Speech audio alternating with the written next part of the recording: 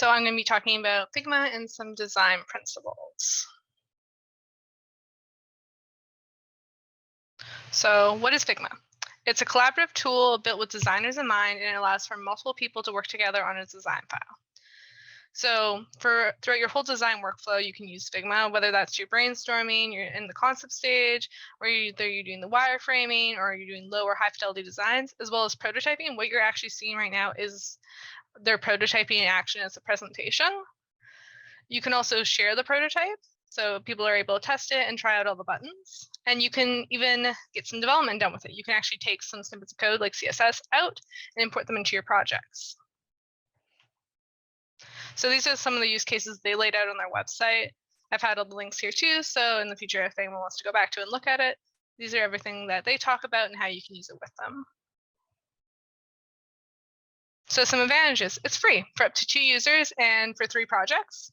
So if you're actually hitting that wall of it costing money, it's like $12 a month. It runs on Windows, Linux, Macs, and Chrome because it is within your browser, and it allows for real-time collaboration. And lots of users are originally used to using Sketch, so it allows them to actually import their Sketch files and export it to Sketch as well. And of course, all files are stored in the cloud here. So this is the pricing for the Figma design and prototyping. So $12 enough for a Figma professional, but I've never had to go out of the free version when I use it. So we might today hit that wall when we try out the collaborative tool for actually designing, but we'll see. And then they also have FigJam, and this is that pricing. So their FigJam is more like a brainstorming section, and you could like use it for retrospectives and stuff, and you could like, it has little stickies. So it's really interesting. So I personally use Figma for brainstorming, wireframing, and low and high fidelity designing. One area I did that is in the CanDIG demo dashboard. Me and Jimmy were talking about how we wanted that to look, and these were some of the options that I came up with. So they were laid out as an idea of how we wanted to show the websites on a demo dashboard. We ended up doing something like this, I believe. But these are all those. Now, most of you have seen the CanDIG data portal in action. And that started with a conversation between me and Jimmy about how we wanted to represent the data. And we talked about having a parent table with all the patients and then a subtable. So it started out with wireframe. We got some low fidelity designs, and then we started getting into some high fidelity designing. Here we were looking at the drop downs and how we wanted to show it in a mobile or tablet view. And this is more of what it would look like in desktop. We also did it with HostSeek for their error page. So this is the error 404 page would look like. And this is one of the ones where we had the original design, and I was able to take out the CSS to specifically get what we want to work with for our buttons.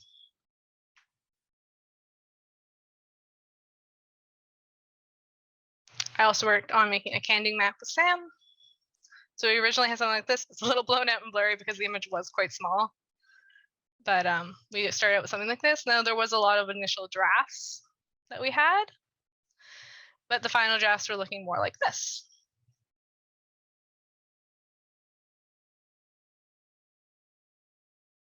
I've linked some how-to videos in the presentation for anyone to look at them later.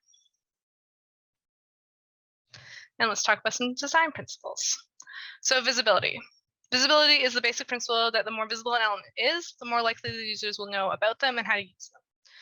So just like the picture below where we have the sinks here, someone's more likely to understand how it's going to work when they have something to tell them, like, oh, there's a sensor here. I know that if I put my hand past this, the water will turn on. When it's not there, it's not as obvious of how it might work. Maybe it's touch. You don't have that information, you're not going to know. And feedback, that's probably one that we all run into a lot. If we're not getting that specific feedback on our device, we won't know. Like maybe you press a button and there's a loading beside your mouse, but if there isn't one, you might think the button didn't even work. And then there's constraints. So we can make it so users don't have availability to those buttons because what they're currently doing has no need to do that, like a cut and copy when you're pressing something. There's no reason to cut or copy a blankness, so why have it there? Mapping, so the rate controls to intuitive understanding of how they should be used. So mapping up and down and up arrows to a scroll bar movement, so it makes sense to the user. Consistency. This is something we'll see a lot, just like here we're showing like the post office. We're all used to recognizing that as the post office because of the design. With Microsoft's Office, we're used to the same and similar layout between all of the different things, from PowerPoint to Word to Excel. And then there's affordance, which is to give clue. So with the T-Bot here, we can see the handle and the spout, and we know exactly how to pour it, whereas the other one here, we're going to be confused. And then just keeping it simple, so everything should be easy to perform, and like keep less is more. Like you only want to provide the necessary things. We don't want to confuse them any more than is needed. And then there's matching between the system and the real world. So if they were taking money out of their bank, for example, here, if they didn't have the $100 or the $150, don't even give them the ability to do it, using those constraints and taking it away so they aren't hitting buttons and then being stopped with an error because they don't have those funds. And then there's minimizing memory load, so just keeping things similar across. So we have all these different search bars here for Google, but we all know that if we pressed it, that would be searching for Google that way.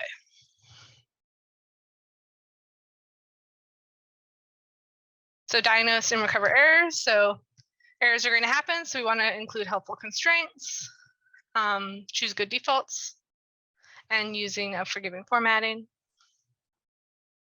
And then make sure we're confirming with the user before we do any destructive actions. We also want to give them control and freedom. So providing something like an undo button and making sure like users don't feel trapped. So other strategies are like that are control button, interrupt, quit, defaults. We want to give flexibility to the design and accommodates a wide range of users' preferences and abilities, kind of like in the museum that allows users to read or listen. And then just giving shortcuts to them. And here's some usability principles and usability goals, what we just went over. And now we're going to go to the playground.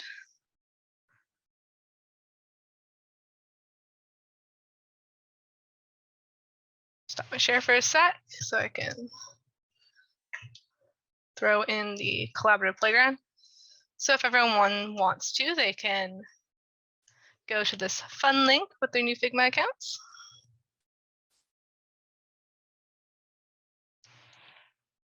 And everyone will slowly come in.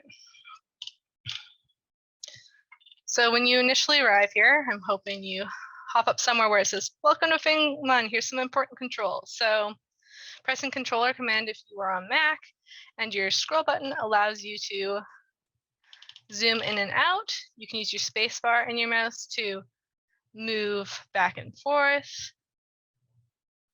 And I have some basic controls also laid out in the frames there from some of my classmates' design classes as well.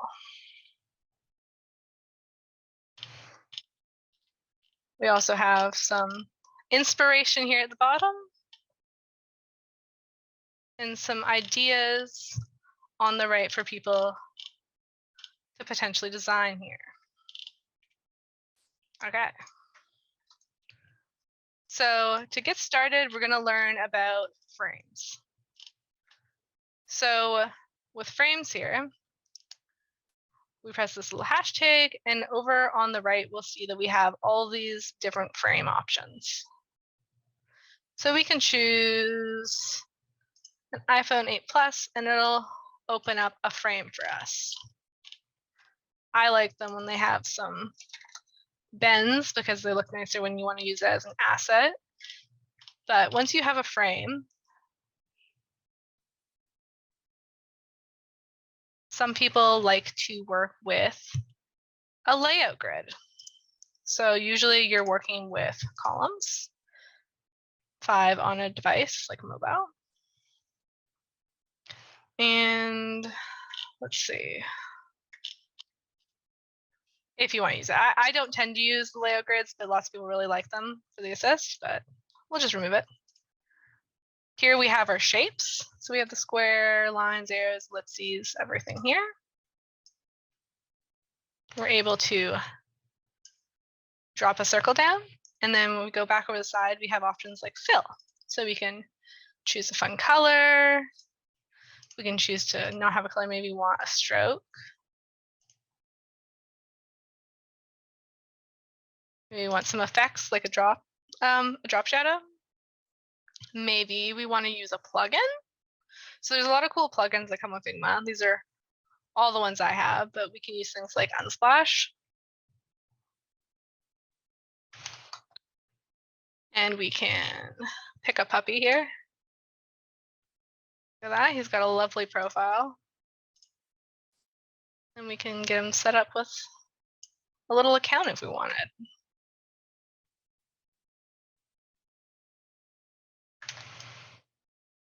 Yeah, you can all feel free to make a frame, and I can help you if you get confused. I have some free boards at the bottom that I've already made if you've forgotten how to make a board, but the frames are just over here. And then you have phones, desktops, presentation, social media if you wanted to make an asset that way.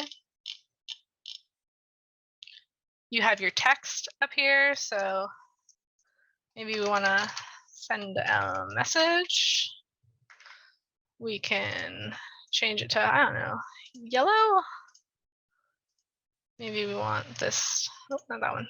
We want this to be white. Got really great alignment, so you can set everything up.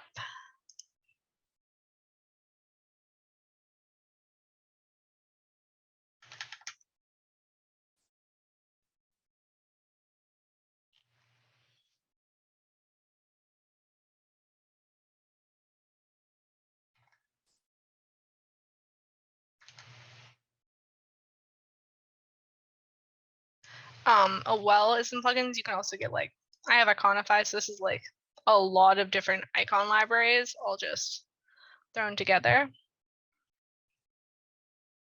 Like maybe we wanted an ad to add our friend here, this lovely dog. Maybe we wanted to have an add button right here.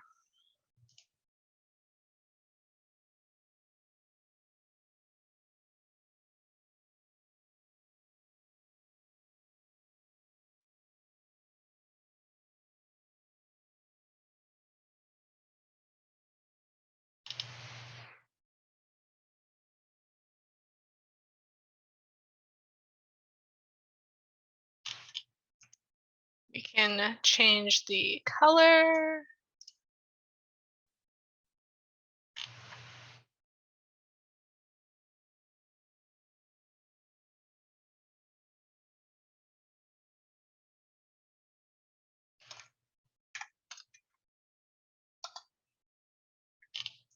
And we have this lovely little drop page, pretty simply, really fastly built, without having that previous design as well, right? Another cool thing with the Unsplash, I was playing with it the other day. It's really easy to like add a bunch of images. So wanted a bunch of puppies here.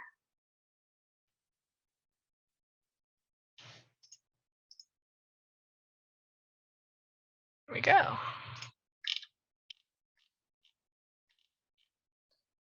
So it's pretty easy to use. It's really similar to using something like Photoshop. You can even build vector graphics and everything too in here. There's a lovely pen tool.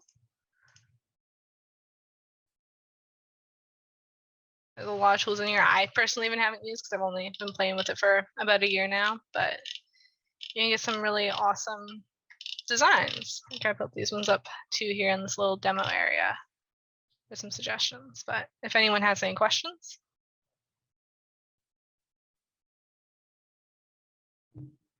Yeah, that's fantastic.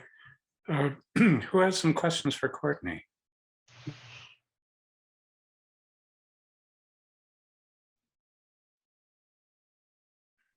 I have a question. So once you've sort of got a design and you want to get feedback, do you want to walk us through some of the like how users would leave feedback on your design and how you review that? And Yeah, so I mainly just shared it with Jimmy. So I just shared the whole document and we both pop on your Explorer, but you could build out a full prototype. So this is technically a full prototype here with them, but I just have it set up to work as slides. You can have it like connect with all the buttons and then they're able to leave comments. So this allows you to leave comments here. There's also comments that can be left within the playground. I'm never done it before, but I know there is a way to leave them. So you can definitely leave comments all over the board. You can leave comments easily on the prototype and then look at them later. But yeah, I'd love to get to a point that we were yeah, that's a comment. Yay. Woo! Yeah, that we we're doing a little more of the UI prototyping, with more of the team. And so yeah, I was curious how that might work. Yeah, there's also Big Jam as well for brainstorming as a team. But usually if you want to get really into the design, you can do heuristic evaluations and really talk about things that people run into with the design principles I was talking about, if they're getting the proper feedback, if that information is there, you have this information here that, oh, they have the images selected instead of the videos because this is a color. Just things like that. That's really cool. Going over all those design principles as a user. Hey, Courtney, great presentation. Quick question. I might have missed it, but is there a way to take the current design layout and generate CSS from it now that you have a layout of what you want? So you can inspect it. And it gives you your information. So it's affecting a picture here, but if I did one of the buttons instead, we'd get all of this. And you don't need it all, you'd have to look through and what's needed and what's not, because they do a lot of pixels and you don't want to really be working with pixels ever. So you'd be removing that and adding what's actually necessary, but you can get most of it. I've grabbed buttons in the past for the host seek and stuff. So you can grab them. Nice. Cool. Thank you.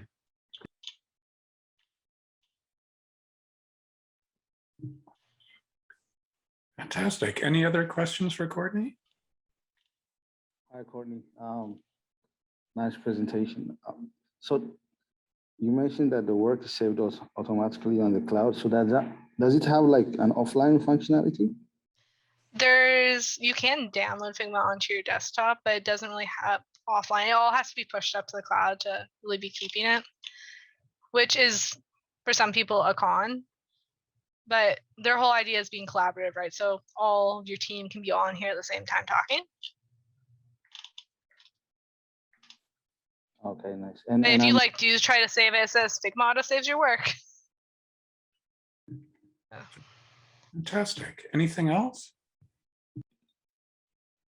And the version control functionality, Yeah, there is version control functionality. I've never used it before, so I have no idea where it is, but it does exist. They do have version control functionality.